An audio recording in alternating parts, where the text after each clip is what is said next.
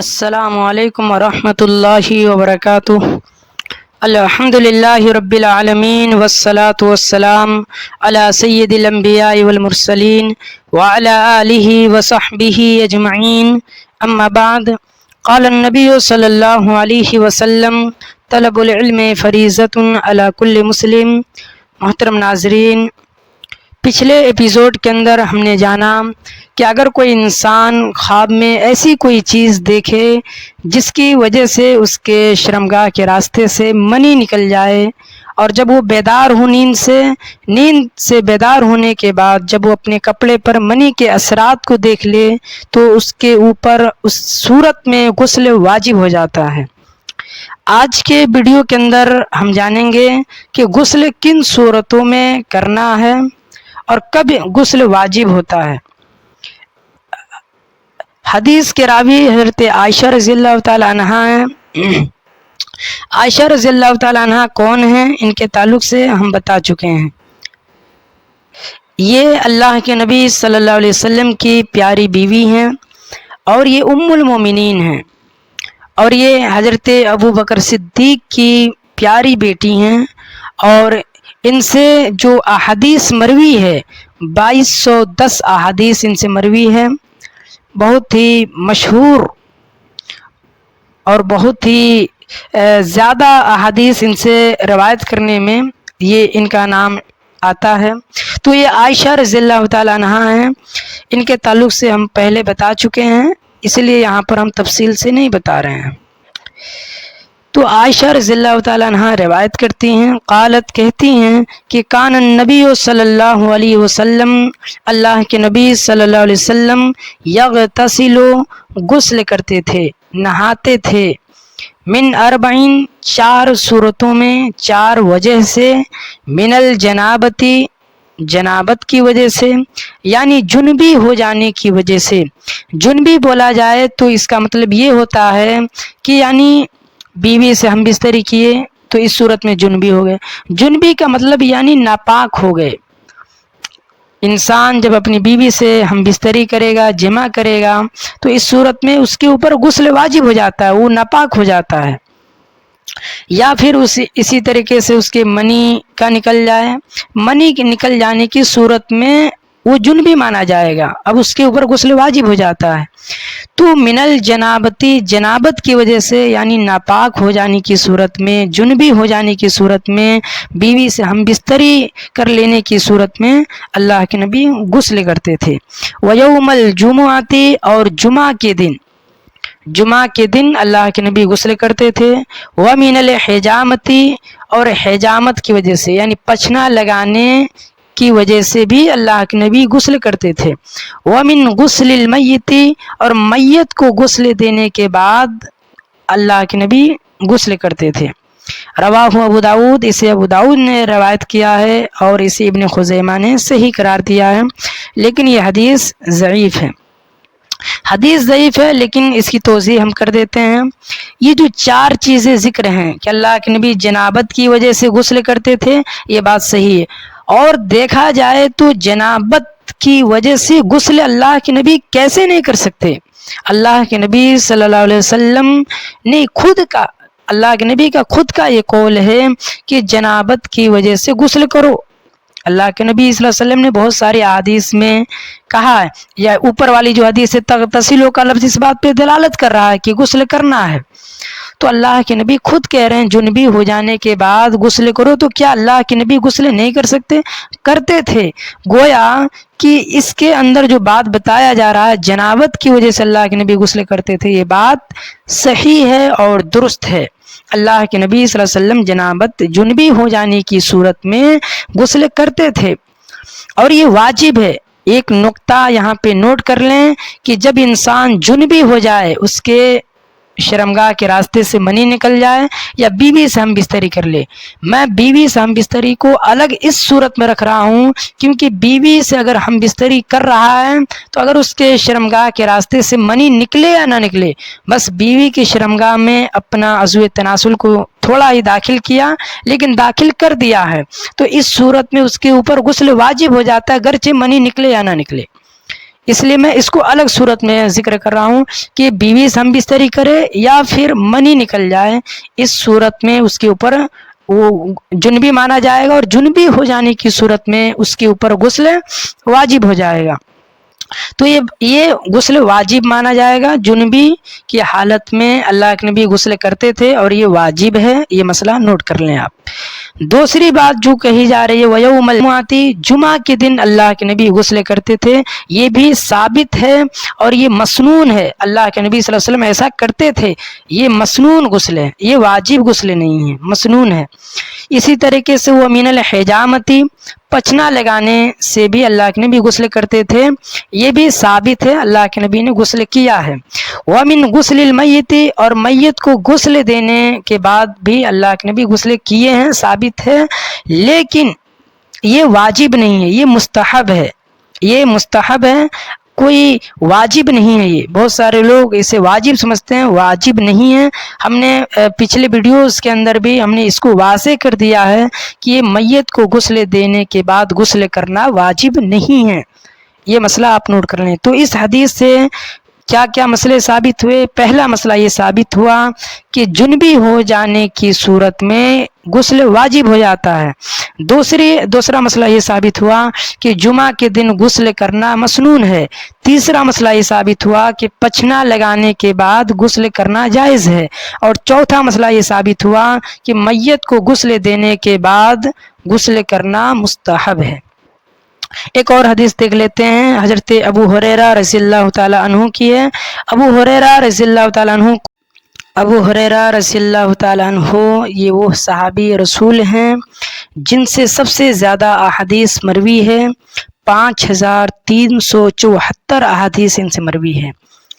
حضرت عائشہ رضی اللہ تعالی عنہ جو اللہ کے نبی صلی اللہ علیہ وسلم کے 9 سال ساتھ میں رہیں، ان سے 2210 احادیث مروی، اور یہ ابو ہریرہ ان سے 5374 احادیث مروی۔ یہ وہ صحابی رسول ہیں جن سے سب سے زیادہ احادیث ہم تک پہنچی ہیں۔ یہ روایت کرتے ہیں فی قصۃ ثمامہ بن اسال، ثمامہ بن اسال کے ایک قصے کے بارے میں یہ روایت کرتے ہیں۔ کس قصے کے بارے میں؟ اندما، جب اسلم، انہوں نے اسلام قبول کیا، یعنی ثمامہ بن اسال کے اسلام قبول کرنے کے وقت کے بارے میں، قصے کے بارے میں ابو ہریرہ روایت کر رہے ہیں۔ وَأَمَرَهُ النَّبِيُّ صلی اللہ علیہ وسلم، یعنی ثمامہ بن اسال اسلام جب قبول کیے تو اللہ کے نبی نے حکم دیا، امرہ النبی صلی اللہ علیہ وسلم، اللہ کے نبی نے ثمامہ بن اسال کو حکم دیا ان یغتسل، کہ وہ غسل کریں۔ رواہ عبد الرزاق، اسے عبد الرزاق نے روایت۔ تو اس کی اصل جو موجود ہے وہ بخاری اور مسلم میں موجود ہے، اس کی اصل بخاری اور مسلم کے اندر مل جائے گا۔ اس حدیث کے اندر یہ بتایا جا رہا ہے کہ اگر کوئی انسان اسلام قبول کرے تو غسل کرنا چاہیے اسے۔ اب غسل اسلام قبول کرتے وقت کیا یہ واجبی غسل ہے یا مستحب غسل ہے، اس مسئلے میں اختلاف ہے۔ امام مالک رحمہ اللہ اور امام احمد رحمہ اللہ کا کہنا ہے کہ یہ غسل واجب ہے، جبکہ امام شافعی رحمہ اللہ اور امام ابو حنیفہ رحمہ اللہ کا کہنا ہے کہ غسل مستحب ہے۔ اگر غور کیا جائے تو زیادہ جو راجح بات نکل کر سامنے آتی ہے وہ یہ کہ یہ غسل مستحب ہے، کوئی واجبی غسل نہیں ہے۔ کیونکہ غسل واجب ان صورتوں میں ہوتا ہے جب انسان کے اندر کوئی حقیقی نجس پائی جائے، کوئی ایسا وصف پایا جائے جس کی وجہ سے اس کے اوپر غسل واجب ہو جائے۔ ایک مشرک ہے، ایک غیر مسلم ہے، وہ نجاست کا حقدار ہے لیکن وہ مانوی نجس میں ہے، کوئی حقیقی نجس اس کے اندر نہیں پائی جا رہی ہے، تو اس صورت میں ہم کہیں گے کہ اس کے اوپر غسل واجب نہیں ہے، کیونکہ حقیقی نجس اس کے اندر نہیں پائی جا رہی ہے۔ اگر وہی مثال کے طور پر اگر وہی اپنی بیوی کے ساتھ ہم بستری کر لیں، جنبی ہو جائے، ناپاک ہو جائے، تو اس صورت میں اس کے اوپر غسل واجب ہو جاتا۔ لیکن اگر وہی انسان پاک صاف ہے، کوئی حقیقی نجس اس کے اندر نہیں پائی جا رہی ہے تو اس صورت میں اس کے اوپر غسل واجب نہیں ہوگا، کیونکہ حقیقی نجس نہیں پائی جا رہی ہے۔ غسل واجب ہونے کے لیے حقیقی نجس کا پایا جانا ضروری ہے، کوئی حدث کا پایا جانا ضروری ہے، حدث اکبر کا ہونا ضروری ہے۔ اور ایک مشرک نجاست مانوی کا حقدار ہے، کوئی حقیقی نجس اس کے اندر نہیں پائی جا رہی ہے۔ اگر اس کے اندر حقیقی نجس پائی جائے تو اس صورت میں اس کے اوپر غسل واجب ہوگا۔ مثال کے طور پہ اگر کوئی ایک مشرک ہے، اسلام قبول کرنے کے لیے آیا تو پوچھا جائے گا سب سے پہلے کہ آپ پاک صاف ہیں یا نہیں۔ اگر وہ بولتا ہے کہ میں پاک صاف ہوں، ناپاک نہیں ہوں، تو اس صورت میں اس کو یہ نہیں کہا جائے گا کہ بھائی غسل کرو، اس صورت میں اس کے اوپر غسل واجب نہیں ہوگا، کیونکہ اس کے اندر حقیقی نجس نہیں پائی جا رہی ہے، وہ کوئی ناپاک نہیں ہے، اصلاً مانوی نجس ہے وہ۔ اگر وہی اسلام قبول کر لے گا تو مانوی نجس ختم، لیکن مانوی نجس کی صورت میں ہم اس کے یہ نہیں کہہ سکتے کہ اس کے اوپر غسل واجب ہوگا۔ اگر وہی انسان اگر یہ کہہ دے کہ میں ناپاک ہوں، میں نے اپنی بیوی کے ساتھ ہم بستری کیا ہے یا منی کا خروج ہوا ہے، تو اس صورت میں ہم کہیں گے کہ جا کر پہلے غسل کرو، پھر یہاں پر آ کر اسلام قبول کرو۔ تو یہ مسئلہ کلیئر ہونا چاہیے کہ اگر کوئی انسان اسلام قبول کر رہا ہے تو دیکھا جائے گا دو چیزیں، ایک یا تو حقیقی نجس ہوگا یا تو حقیقی نجس نہیں ہوگا۔ اگر حقیقی نجس اس کے اندر پائی جا رہی ہے، اگر واقعی کوئی ایسی وصف پائی جا رہی ہے جس کے بنا پر غسل واجب ہوتا ہے تو ہم اسے کہیں گے کہ جا کر سب سے پہلے آپ غسل کریں۔ اگر حقیقی نجس نہیں پائی جا رہی ہے تو اس صورت میں ہم اسے یہ نہیں کہہ سکتے کہ جا کر آپ غسل کریں، بلکہ ہم کہیں گے کہ آپ اسلام قبول کر سکتے ہیں۔ ہم یہ کہہ سکتے ہیں کہ غسل کرنا مستحب ہے، آپ جا کر غسل کرنا چاہیں کر سکتے ہیں، کوئی واجبی غسل نہیں ہے۔ تو مسئلہ واضح رہے کہ اگر واقعی اس کے اندر نجس کوئی پائی جائے، کوئی حدث پایا جائے، کوئی ایسی وصف پایا جائے جس کی وجہ سے غسل واجب ہوتا ہے تو اس صورت میں ہم کہیں گے کہ غسل کرو۔ اگر اس کے اندر کوئی ایسی وصف نہیں پائی جا رہی ہے جس سے غسل واجب ہوتا ہے تو ہم اسے یہ فورس نہیں کریں گے اس کے اوپر کہ غسل کرو، بلکہ مستحب غسل کرنا چاہے تو کرے، نہیں کرنا چاہے تو نہ کرے، کوئی مطلب کہ گناہ نہیں ملے گا اس سے۔ تو یہ 5 صورت جو بتایا گیا، 5 صورتوں میں غسل، یہ سب سے آج کے حدیث میں، آج کے اس باب کے اندر سب سے اہم حدیث ہے یہ، کیونکہ انہی 5 صورتوں میں غسل انسان کو کرنا ہوتا ہے۔ پہلی صورت یا تو جنبی انسان ہو جاتا ہے، تو جنبی انسان جب ہو جائے، یعنی جب انسان یا تو منی نکل جائے یا تو بیوی سے ہم بستری کر لے تو جنبی ہو جاتا ہے۔ تو جنبی کی صورت میں انسان کے اوپر غسل یعنی نہانا ضروری ہے، واجب ہے۔ تو یہ پہلی صورت ہے کہ انسان جب جنبی ہو جائے تو غسل کرے۔ دوسری صورت جمعہ کے دن غسل کرنا، جمعہ کے دن غسل کرنا یہ مسنون ہے۔ اور تیسری صورت پچھنا لگانے کے بعد اگر کوئی انسان غسل کرتا ہے، کر سکتا ہے، یہ جائز ہے۔ اور چوتھی صورت میت کو غسل دینے کے بعد غسل کرنا، یہ مستحب ہے، انسان غسل کر سکتا ہے، جائز ہے، یہ بھی مستحب ہے یہ۔ اور پانچویں صورت کوئی انسان اگر اسلام قبول کر رہا ہے تو اسلام قبول کرتے وقت وہ اس کا غسل کرنا مستحب غسل میں جائے گا۔ تو ان 5 صورتوں میں غسل کرنا جائز ہے۔ اللہ تعالیٰ سے دعا ہے کہ اللہ تعالیٰ ہمیں کہنے اور سننے سے زیادہ عمل کرنے کی توفیق عطا فرمائے، اور اللہ تعالیٰ سے میں دعا کرتا ہوں کہ اللہ تعالیٰ ہمیں حدیث کو سیکھنے کی اور دوسروں کو سکھانے کا جذبہ ہمارے دل کے اندر پیدا فرما۔ اللہ جب تک تو ہمیں زندہ رکھ، اسلام پر زندہ رکھ، اور خاتمہ ہو تو ایمان پر خاتمہ ہو۔ اور ایک ضروری بات یہ کہنا چاہوں گا کہ اگر کوئی بھی ڈاؤٹ ہو، کوئی بھی مسئلہ اگر آپ کو سمجھ نہ آئے، ایک لفظ کا ترجمہ آپ کو سمجھ نہ آئے تو بھی آپ ہمیں کمنٹ کریں، ہم انشاءاللہ آپ کے کمنٹ کا جواب ضرور دیں گے۔